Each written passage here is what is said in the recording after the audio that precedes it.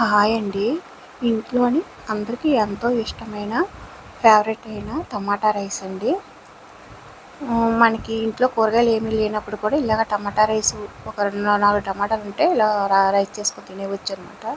దానికోసం ముందుగా ఇక్కడ కళాయి వేసి ఆయిల్ వేసుకున్నానండి.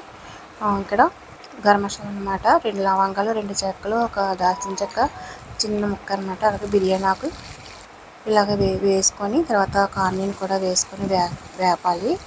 వేగిన తర్వాత కొద్దిగా జీడిపప్పులు కూడా వేసుకోండి, కాజు. అయితే ఇక్కడ 2 టమాటాలు నేను ముక్కలు కట్ చేసి వేసుకున్నాను. ఒక స్పూన్ అల్లం వెల్లుల్లి పేస్ట్, అలాగే 2 టమాటాలని మనం మిక్సీ వేసుకొని పేస్ట్ పక్కన పెట్టుకోవాలి కదా, ఆ పేస్ట్ కూడా వేసాను అనమాట.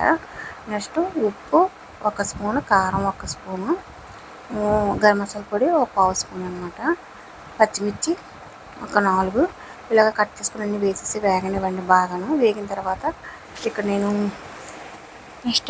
స్వీట్ కార్న్ ఉప్పుని వేసానండి. అది ఆప్షనల్, ఉంటే వేసుకోవచ్చు లేకపోతే లేదు. తర్వాత మీకు ఏ గ్లాస్ తోటి మనం రైస్ నానబెట్టుకున్నామో అదే గ్లాస్ తోటి నేను 2.5 గ్లాసులు వాటర్ వేసాను. వాటర్ వేసిన తర్వాత ఇవ్వండి, నేను గ్లాసు బియ్యం అంటే ఒక పావు గంట ముందు కడిగేసి నానబెట్టాను అనమాట. ఒక అరగంట నానబెట్టుకుంటే మనకి రైస్ బాగా పొడవు వస్తుంది అనమాట. నేను ఇక్కడ నార్మల్ రైసే వేసానండి. మీకు నచ్చితే బాస్మతి రైస్తో సరే వండుకోవచ్చు అనమాట. ఈ విధంగాను కొద్దిగా ఇలాగా మనం ఇప్పుడే ఉప్పు కారం అన్నీ చూసుకోవాలి. చూసుకున్న తర్వాత మూత పెట్టేయండి. మూత పెట్టేసి ఆయిల్ని ఒక 10 నిమిషాలు ఉంచండి.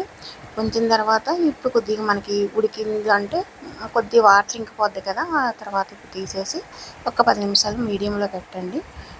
తర్వాత మళ్ళీ కొద్దిగా వాటర్ ఇంకా ఇంకిపోయిన తర్వాత ఇంకా కొద్దిగా ఇదిగా ఉండేటప్పుడు ఇప్పుడు సిమ్లోనే ఒక 10 నిమిషాలు పెట్టండి. పర్ఫెక్ట్ ఉడికేస్తుందన్నమాట. టమాటా రైస్ అంటే ఎవరికి ఇష్టం అండి చెప్పండి? అందరికీ ఇష్టం కదా, అందరూ ఫేవరెట్ అనమాట ఇది.